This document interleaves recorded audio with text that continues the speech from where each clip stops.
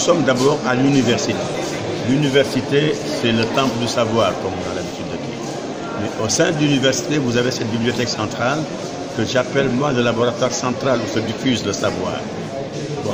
Maintenant, pourquoi est-ce que je suis arrivé ici?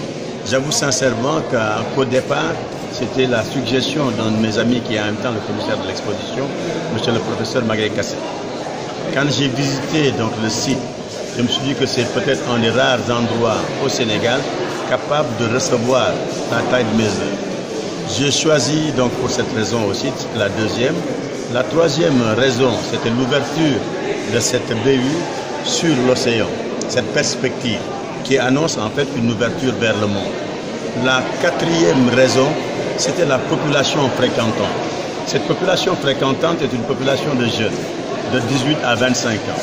Donc ceux-là qui se constituent les 95% de la population de cette ville, qui est l'université, une ville à population équivalente à 100 000 personnes environ. Ces 95% sont venus ici pourquoi? Ils sont venus pour se meubler les cerveaux, au fin de s'arracher à la misère et à la pauvreté. Qui mieux que l'art pour les inviter à cela ou pour leur donner d'autres enseignements, pour les inviter aussi à comprendre que dans la vie, il n'y a pas que le pétrole qui est important et qui est générateur de revenus.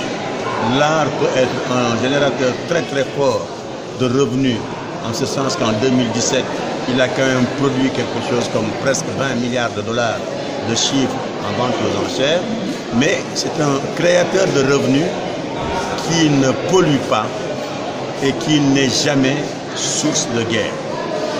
Il était important aussi pour moi d'être à l'université, et je vais conclure par cela, pour réellement transmettre. Parce que la vraie mission de l'art, c'est quoi? Si ce n'est renseigner ou enseigner.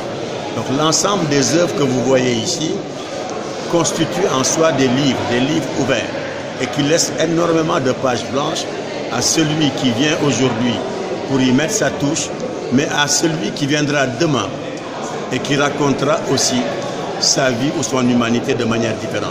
Ça, c'est l'avantage de l'art. Le livre, une fois qu'il est fait, on l'interprète, on l'analyse, on peut le commenter.